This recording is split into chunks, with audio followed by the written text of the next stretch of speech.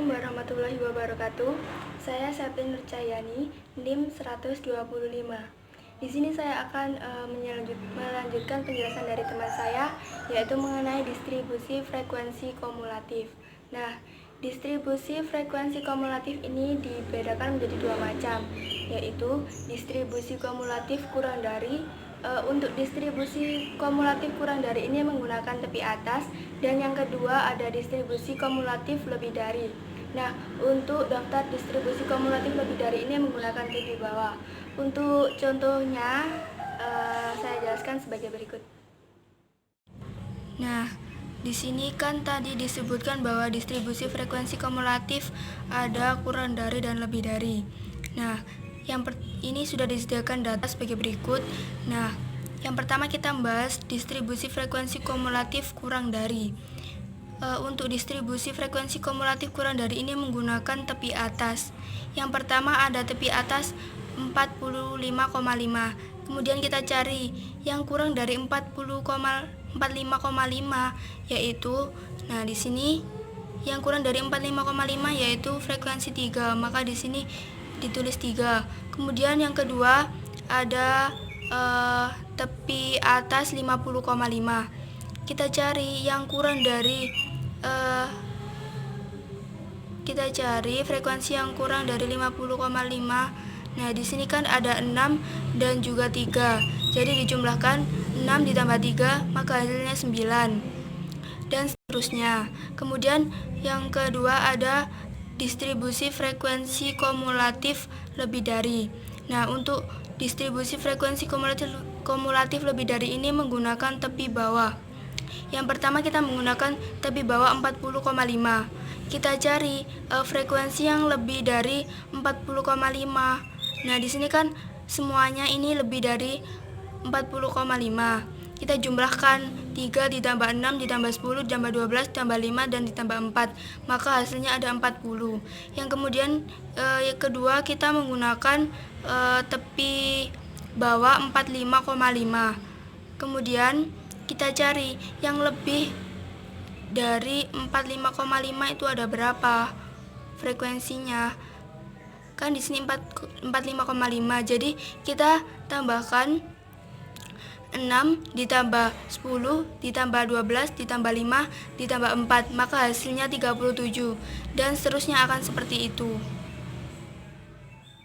Nah, untuk selanjutnya saya akan membahas tentang histogram. Nah, histogram ini merupakan suatu data yang disusun dalam tabel distribusi frekuensi dan disajikan dalam bentuk diagram. Jika pada diagram batang, gambar batang-batangnya terpisah. Nah, pada histogram ini, gambar batang-batangnya itu berimpit. Histogram ini juga dapat disajikan dari distribusi frekuensi tunggal maupun bergolong. Untuk contohnya sebagai berikut. Nah, untuk histogram ini bentuknya seperti diagram batang. Di situ sudah disediakan tabel data siswa kelas 11 IPA yang tidak masuk sekolah dalam 8 hari. Dari tabel tersebut, tinggal kita masukkan ke histogram ini. Untuk hari pertama, ada 5 siswa yang tidak masuk. Untuk hari kedua, ada 15 siswa yang tidak masuk. Untuk hari ketiga, ada 10 siswa. Hari keempat, ada 15 siswa. Hari kelima, ada 20 siswa. Hari keenam, ada 25 siswa. Hari ketujuh, ada 15 siswa. Dan yang terakhir, hari ke-8, ada 10 siswa. Nah, untuk selanjutnya saya akan bahas tentang poligon frekuensi. Poligon frekuensi ini diperoleh apabila pada titik-titik tengah dari histogram dihubungkan dengan garis dan batang-batangnya dihapus. Nah, selanjutnya saya akan memberikan contoh dari poligon frekuensi.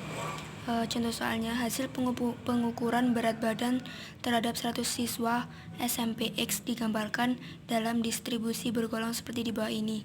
Sajikan data tersebut dalam histogram dan poligon frekuensi. Nah, seperti ini tabel dari datanya.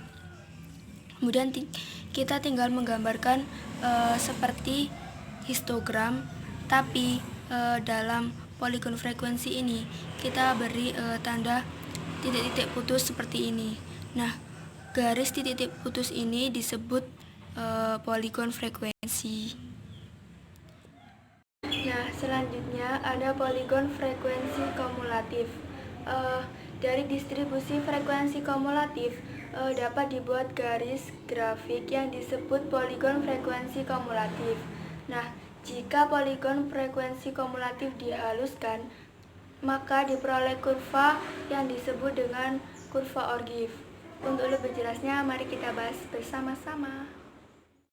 Nah, selanjutnya saya akan berikan contoh poligon frekuensi kumulatif. Hasil tes ulangan matematika terhadap 40 siswa kelas 11 MIPA digambarkan dalam tabel di samping. Nah, seperti itu bentuk tabelnya. Kemudian yang A, buatlah daftar frekuensi kumulatif kurang dari dan lebih dari. Nah, sebelumnya kan sudah dijelaskan tentang bagaimana cara membuat tabel frekuensi kumulatif kurang dari dan lebih dari. Nah, hasilnya seperti ini tabelnya. Kemudian yang kedua, gambarkanlah Orgif naik dan Orgif turun. Nah, Orgif naik itu dalam bentuk grafik seperti ini. Nah, jika data yang kita isikan dari frekuensi kumulatif kurang dari, maka Orgif yang diperoleh akan naik seperti ini. Nah, sebaliknya jika yang kita isikan pada grafik ini frekuensi kumulatif lebih dari, maka Orgifnya akan turun seperti gambar yang ini. Selanjutnya kita akan bahas tentang ukuran pemusatan data. Untuk yang pertama ada rata-rata atau mean. Nah, rata-rata atau mean ini merupakan suatu nilai rata-rata yang didapatkan dari hasil penjumlahan seluruh nilai dari masing-masing data. Kemudian dibagi dengan banyaknya data yang ada. Rata-rata ini dapat disajikan dalam bentuk data tunggal dan juga data kelompok. Untuk contoh soal dari rata-rata atau mean ini, yang pertama ada data tunggal. Nah, untuk data tunggal ini rumusnya seperti itu. Rata-rata sama dengan X1 ditambah X2 ditambah sampai seterusnya sampai Xn. Kemudian dibagi dengan N. Nah, sebagai contoh, nilai matematika siswa kelas 4 SDN kesambian 2 adalah 6, 7, 5, 8, 7, 9, 10, 7, 6, dan 5. Maka nilai rata-rata dari siswa kelas 4 tersebut yaitu pertama kita masukkan ke rumus. Kan ini nilainya ada 10. Jadi kita masukkan rumusnya X1 ditambah X2 ditambah X3 sampai dengan X10 dibagi jumlahnya ada 10. Kemudian kita masukkan 6 ditambah 7 sampai yang terakhir ditambah 5 kemudian dibagi 10. Untuk hasilnya yaitu sama dengan 7. Nah, di sini saya akan memberikan contoh dari rata-rata atau mean data kelompok. Untuk rumusnya sendiri yaitu seperti ini. Rata-rata sama dengan F1 dikali X1 ditambah F2 dikali X2 ditambah sampai ke Fn Xn dibagi F1, F2 sampai seterusnya sampai dengan F ke N. Nah, untuk contoh soalnya seperti ini.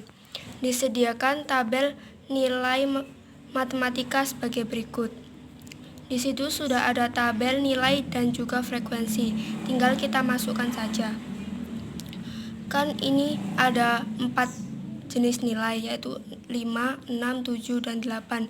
Jadi kita masukkan rumus F1 dikali X1 ditambah F2 dikali X2 sampai dengan F4 dikali X4 per F1 ditambah F2 sampai dengan F4.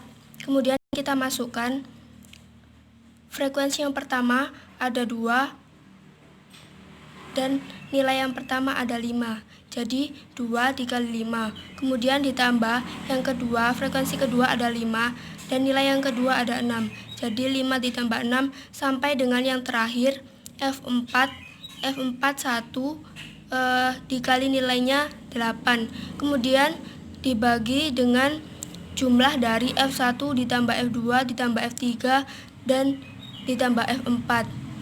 Nah, jadi hasil yang diperoleh adalah 6,2. Selanjutnya ada median. Median ini merupakan suatu nilai tengah dari kumpulan data yang diurutkan. Nah, jika jumlah data ganjil, maka nilai median tersebut berada di tengah-tengah data tersebut. Tapi jika jumlah data tersebut genap, maka diperoleh dari hasil penjumlahan dua nilai yang berada di tengah, kemudian hasilnya dibagi menjadi dua. Median ini dibagi menjadi dua bentuk, yaitu yang pertama median bentuk data tunggal dan yang kedua bentuk data kelompok. Di sini saya akan menjelaskan tentang contoh median data tunggal. Nah, median data tunggal ini ada dua, yaitu data ganjil dan data genap. Untuk rumusnya seperti ini. Nah, kemudian untuk contoh soalnya yang data genap. Nilai matematika Doni dan teman-temannya adalah 3, 4, 5, 5, 5, 7, 8, dan 9. Maka median dari data tersebut adalah, jadi tinggal kita masukkan rumus yang genap.